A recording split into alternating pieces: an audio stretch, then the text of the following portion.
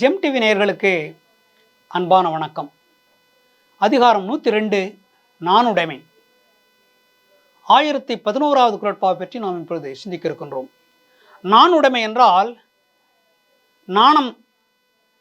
ஏதாவது ஒரு தவறு செய்துவிட்டால் அதற்காக நாம் வருத்தப்பட வேண்டும், தலை குனிய வேண்டும். அதற்கு பேர் தான் நாணம். தகாத செயலை தெரியாமல் செய்துவிட்டோம் அல்லது தெரிந்து கூட செய்திருக்கலாம். ஆனால் இது தவறு என்று தெரிந்த பிறகு நாம் வருத்தப்பட வேண்டும், தலை குனிந்து வருத்தம் தெரிவிக்க வேண்டும், மன்னிப்பு கேட்க வேண்டும், வெட்கப்பட வேண்டும். தலை குனிந்து நான் இப்படிப்பட்ட தவறு செய்துவிட்டேன் என்று அவனே வெட்கப்பட வேண்டும், தலை குனிய வேண்டும், மன்னிப்பு கோர வேண்டும், பொறுத்தவர்கள் என்று வேண்ட வேண்டும். அதுதான் நாணுடைமை. அந்த பண்பு மனிதனுக்கு அவசியம். அது ஒரு செல்வம் என்று திருவள்ளுவர் சொல்கின்றார். அன்பு உடைமை, அன்பு இருப்பது ஒரு செல்வம். ஒழுக்கம் என்பது ஒரு உடைமை, ஒழுக்கம் உடைமை என்றார். நாணம் இருக்க வேண்டும். ஒவ்வொரு மனிதனுக்கும் தான் செய்த தவற்றுக்காக வருந்த வேண்டும். தான் தவறு செய்துவிட்டால் நான் தவறு செய்துவிட்டேன், உண்மைதான், நான் இனிமேல் அப்படி செய்ய மாட்டேன் என்று தலை குனிந்து மன்னிப்பு கேட்க வேண்டும். அது அவனுக்கு ஒரு உடைமை, அது ஒரு செல்வம். அது என்ன, தவறு செய்துவதற்கு வருந்துவது என்பது அது ஒரு உடைமை, அது ஒரு செல்வமா? ஆமாம், செல்வம். ஏனென்றால் இவன் ஒரு தவறு செய்துட்டு இப்படி வருந்துகிறான் பார்த்தாயா என்று மக்கள் மதிப்பார்கள், பாராட்டுவார்கள். நல்ல குணம், அருமையான குணம். இவன் மீண்டும் அந்த தவறு செய்ய மாட்டான், வருத்தப்படுகிறான், மீண்டும் அந்த தவறு செய்ய மாட்டான், நாம் எல்லாம் இன்பமாக இருக்கலாம் என்று குடும்பத்தினர் நினைப்பார்கள். வருத்தம், எவன் வருந்துகிறானோ, செய்த தவற்றுக்கு வருந்துகிறானோ, அது மிக உயர்ந்த பண்பு. அந்த பண்பு அவனை உயர்த்தும், அவனை வாழ வைக்கும், அவனை பணக்காரனாக மாற்றும், செல்வந்தனாக மாற்றும், புகழை வரவழைக்கும். அவனுக்கு நல்ல புகழ் வரும். ஆகையினாலே செல்வமும் வரும், பணமும் வந்து சேரும். அது ஒரு உடைமை, நாணுடைமை. கருமத்தால் நாணுதல் நாணு, திருணுதல் நல்லவர் நாணு பிற. பெண்களுக்கு நாணம் இருக்க வேண்டும்.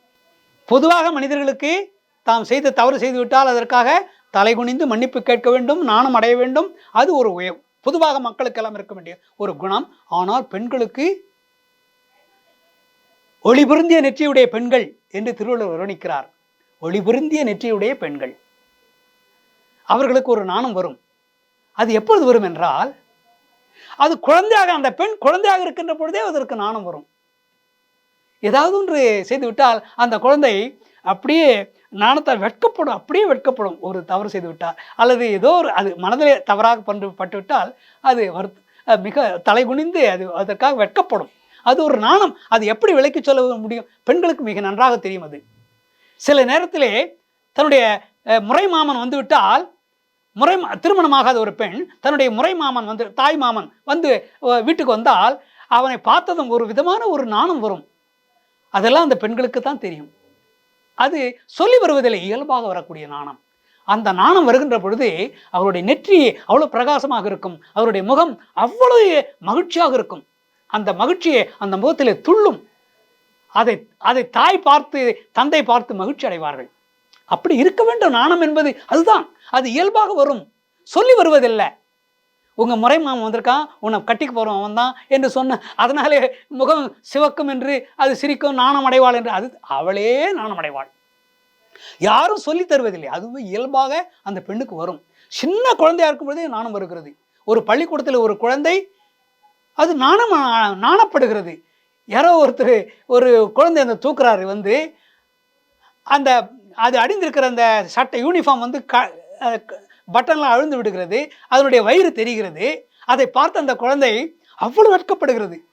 அது இயல்பாக வருகிறது. தன்னுடைய வயிறை மற்றவர்கள் பார்த்து விட்டார்களே, அந்த சின்ன குழந்தை அதற்கு தெரிகிறது, இயல்பாக வருகிறது நாணம். அந்த வயிறு தெரிகிறது என்பதற்காக அந்த குழந்தை அப்படி வெட்கப்படுகிறது, இயல்பாக வருகிறது. பெண்களுக்கு இயல்பாக வரக்கூடியது நாணம். அந்த நாணம் வர வேண்டும், அந்த நாணம் இருக்க வேண்டும் பெண்களுக்கு. அது ஒரு சொத்து என்று திருவள்ளுவர் சொல்லுகின்றார். அந்த நாணம் என்பது ஒரு உடைமை, சொத்து, ஒரு செல்வம். அது அந்த செல்வத்தை பெண்கள் இழந்துவிடக்கூடாது. நாணம் என்கின்ற அந்த பண்பை நீங்கள் வளர்த்து கொள்ள வேண்டும். அது செல்வம். பெண்களுக்கு நாணம் இருக்க வேண்டும். ஆண்கள் தான் செய்கின்ற தவறுக்கு வருத்தமடைந்து தலை குனிந்து அவர்கள் இருந்தால் அதுவே அவர்களுக்கு செல்வம் வந்து சேரும், அவர்களுக்கு புகழ் வந்து சேரும். ஏனென்றால் இவன் தான் செய்த தவற்றை உணர்ந்து வெட்கப்படுகிறான், தலை குனிகிறான், இவன் சிறந்த மனிதனாக வருவதற்கு வாய்ப்பு இருக்கிறது என்று எல்லோரும் பாராட்டுவார்கள். எல்லா வேலை வாய்ப்புகளும் கிடைக்கும், அவனை உயர்த்துவார்கள், பாராட்டுவார்கள். செல்வம் மிக மனமும் குளிரும், செல்வமாந்தனாக வாழ முடியும், சிறப்பாக வாழ்வான் என்று இந்த குறட்பா உணர்த்துகின்றது. மீண்டும் நாளை சந்திப்போம்.